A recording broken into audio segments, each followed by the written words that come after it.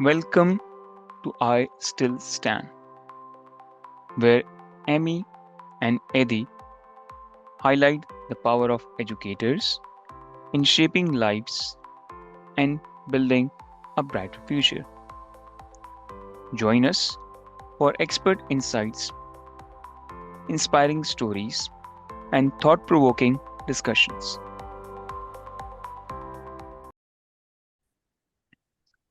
Hello, listeners.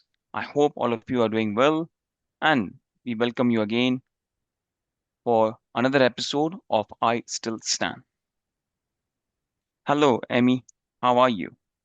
I'm doing well. I hope you're doing well as well. Yes, I'm pretty well. So, Amy, today we are back with another episode, and I was thinking as a parent, as I'm learning more about this, I'm reading about it, I'm going through our recordings as well. So, I realized that this profession of early childcare educator and Montessori teacher, as a parent, we realize that this is very, very important. It is not just that an educator is being appointed for teaching. This has something to do with the child development. They're not just being taken care as a, a, a daycare center or so. It has so much involvement of personality development as well. So today I would like from you to listen about this profession more. How do they work on the early childcare development, the child development, the profession itself as well? Yeah, please go ahead. Yes, Sari, thank you for giving me this opportunity. And to be honest, I told you from before, a lot of people think, a lot of professions think when you say a Montessori teacher or an early childhood educator, they're just babysitters. No, they're actually not. And I'm glad that it came from you being a parent, that you're starting to understand the importance of this role, right? So Mm-hmm. these individuals actually shape a child's cognitive, emotional, and social well being. So it starts from early childhood education, but it goes into human development, right? Psychologically, how you're being grown up as an adult starts from here. So, this is why these educators go through an intense program to study about the early years of a human development, and which is the foundation to human development. And they do study multiple psychological theories that can help their classrooms. And they know these well-known, philanthropists who teach us about psychology, like Piaget's cognitive development theory, Vygotsky's socio-cultural theory, Erikson's socio-social development theory, right? Mm-hmm. Psychosocial development theory, and Branford Brenner's ecological systems theory. I'm not going to explain all these theories in our podcast, but I just gave a few examples of how these early childhood educators help your son or your daughter when they come for their care. Mm-hmm. Right? It's just not merely learning A, B, C, D, or just not merely doing some arts and crafts, or just not merely going out and play. Right? So as you know, so if you're working in a university or a college, there are certain standards that you have to follow, certain KPIs that you have to follow. Yes. Same goes to these early childhood educators as well. A child grows from yesterday to today. A lot of things can change in a child, right? Yesterday the child could not be talking, but today the child could be talking. And do you know, a huge scientific process goes through this child internally. And who has to help this child during these moments? It is the early childhood educators. They have to Yes. constantly observe, because they are not going to tell, oh, by the way, from tomorrow I'm going to be start talking, so you need to do this XYZ for me today. They're not going to say that out loud to you, right? But the early childhood educators, because of the training and the psychological theory background that they have received during their training, they know that this child will be, having some progress by this time of the month, by next week. This they are predicting, but in the meantime, they are not waiting for that to happen. They are prompting them. They are prompting the child by giving many activities that will stimulate their interest, right? For speech. Say if a Yes. child is having a situation where they're not holding a pencil properly, right? Because Mm-hmm. their muscles are very, very weak during those moments, during those years. Some have strong muscles, some don't have very strong muscles. So, what happens during those times? You will give them a lot of exercises to strengthen their muscles, and they know exactly what to do for that, exactly which kind of exercises that you have. Exercises meaning not exercises as of gym, but Mm-hmm. there are Yeah. certain specific exercises that you do for these children so they can hold the pencil properly, they can stand properly, they can speak properly, right? These are all cognitively related exercises, Adi. So, when learning about Piaget's theory, Vygotsky's theory, Erikson's theory, these are all psychological theories, Branford Brenner's theory. And this is what they learn throughout their learning process. So, I will be writing an article briefing about these theories, what they have done, so the parents and if anybody else who is not aware of this can read and understand, oh, this is actually what happens when when at an early stage of our lives. Even my life, I went through this process. Even at the your life, you went through this process, but you don't know how that happened. But without having teachers who had this knowledge to help us at the time, we would not be whom we are today. Yes, And I can tell that very clearly. I went to a Montessori school as a child. definitely. So my mom chose to send me to a Montessori school at the time. And Montessori's setting has strict order, extremely strict order, right? The way you fold your clothes, the way you keep the tray, the way you clean the things. You don't have any water spills. There's a place to bring those and, clean everything. And up until today, Adi, I have that order in myself.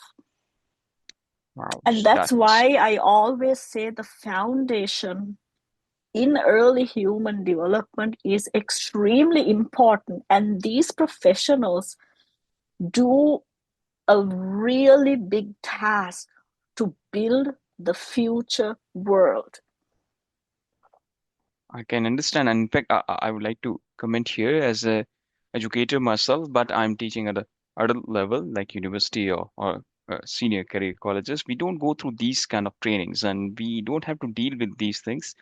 And I'm pretty much surprised the way teachers are being trained, those who are dealing with a young child at the early stage. And then you are saying it pretty appropriately that that foundation is helping us in the adult as well. And we can realize that those teachers have worked so hard on building up those skill set, bringing in the discipline, holding pencils and writing things, how to stand. Oh, there's so many multiple things which we can't even imagine about it. A lot. So you're very right. So when we teach adult students, they have the capability of asking you what they would like to do, right? They Yes. have the capability of telling you, I don't understand this. I need some tutoring. I don't know how to do APA. I don't know how to do MLA.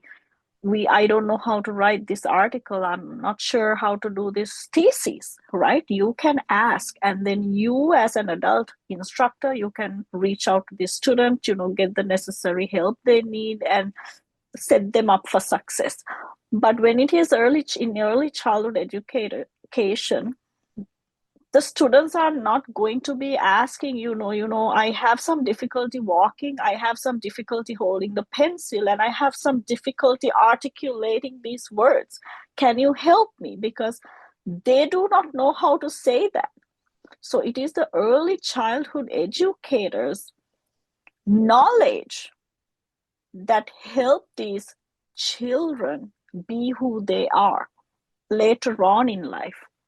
Like if they don't identify the needs of a child at a very early age, this child could be lacking on certain social skills, social emotional skills, cognitive skills, development skills. And that's where you find students with developmental delays, social well-being, delays in those areas, cognitive delays.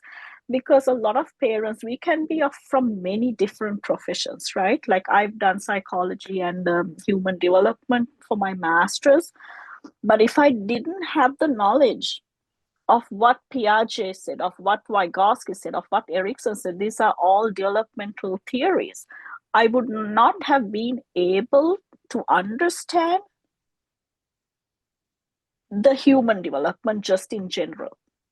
And as I told you in my very first episode, and this is the reason why I wanted to learn all this and start from step one of human development to learn why the adults are being like this, why the adults do certain things, why the adults, gravitate towards certain things versus, some others gravitate towards some other things. So I wanted to understand that, and all starts from this foundational level.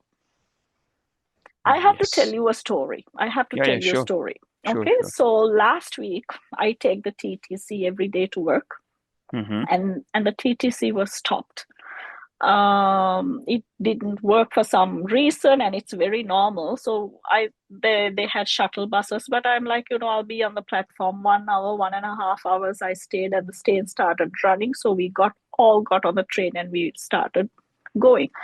Mm-hmm. So the blue seats that they Yeah. have, are they for special, what is the cost of that most? Priority The priority seating. seating, yeah. Yes, So yes. I saw somebody with two linears, and one was from a childcare center, one was probably a registered nurse, and they both got in, and the childcare worker, was almost trying to sit there because there's one seat available, and the registered nurse, she was frustrated probably because of the delayed train, or maybe she had a tough day at work. She's like, I've been working for a hospital all day, and I think I would deserve to have this seat. And then the early childhood educator, she got up and gave the seat to her, right? But Okay. at the back of my mind, I was thinking, would she know what a challenging day that this early childhood educator has during the day?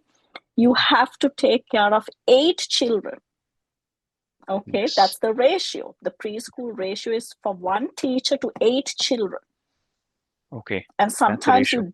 yeah, that's the ratio. Sometimes you don't get to have your lunch, you don't get to have your breaks, right? And then not only that, when you have to constantly help these children, because some don't know how to sit, some don't know how to write, some don't know how to have lunch, some don't know how to put their shoes on, some children don't know how to put the jackets on. You're constantly, every minute of the day, you're working, your hands are working, you're on the ground working with them. There is very minimal desk work, extremely minimal desk work during the day, because you do not have time to take your eyes off of these 8 children that you're responsible for. All the desk work is normally done after the children leave, or probably even after, when they go home. If they have to document like an accident report or something, like an emergency, they do it right away, they get help, they have someone to come, you know be take your place, and in the meantime you would make the necessary calls, document, do the accident report, and take care of the child's urgent emergency need. That happens. But if it's like running records, anecdotal records, making lesson plans, all those things happen after your shift, Yeah. So and the that time you're not even being paid for.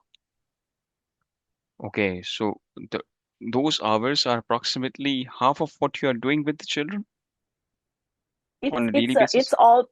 You mean the paperwork? Yes. Yeah, paperwork is like, we have to do running records daily, anecdotal records daily and weekly. We have to make lesson plans. So it's not like in high school or in college or universities, I cannot plan like the whole month in advance, because I need, if you're an early childhood educator, you need to know what their interests are, right? That Mhm. is the only way that you can absorb their attention. So And if it the varies. children, uh, It varies a lot.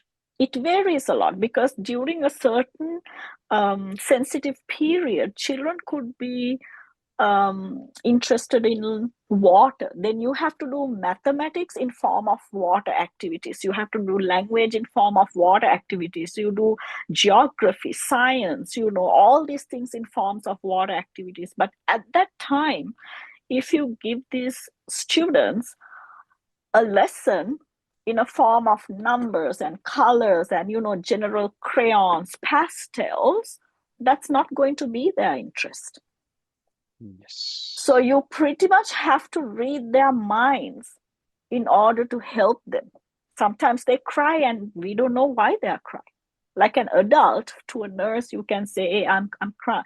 I'm in a lot of pain. This part of my body is paining. My knee is paining. My knee has fractured or something. But these children cannot say that. Do you know, Adi? Some children, when they wear shoes, they do seem it's uncomfortable. So we have to press and make it, check from all the sides and see if this child has grown out of the shoes, or if there's a defect in the shoes. Why is this child not walking properly? Will it be uncomfortable for this child to go to the playground? Wow. It's So so look at delicate the task. it is an extremely sensitive, delicate task. And this is why I've always been wondering, why are they not being paid well comparatively to other high risk jobs? This is a very high risk job. You're taking care of children, Yes. right? This is an extremely high risk, challenging, extremely hard working job. Just because Mm. they don't wear a smock, it doesn't mean that they're not doing what a nurse should do. I really respect what the nurses are doing. I really respect what everybody else is doing in professions, but just equally, only thing I'm asking is, why are they not being given the proper um, respect, Privileged and pay. the proper Yes. privilege, the proper salaries, right? The salaries to catch up to what they are doing. They will feel happy at the end of the day. And I know, being in the field, there's some ECE start from the minimum wage. Oh, To do all this work, they start from the minimum wage. if you don't have any experience, you'll start with the minimum age. Even if you have experience, that's what they will offer, like 17, 18, $20, something Mm. like that. But this is a high risk job that involves a lot of thought, thinking, a lot of heart, a lot of love, a lot of extra work, because you're taking care of somebody else's precious child. You cannot make a mistake in this field, Yes. I mean, this right? this brings us to the conclusion of this episode, and this gives me more thought process and ideas that what we will be talking about in the next few episodes. Like this is Yes.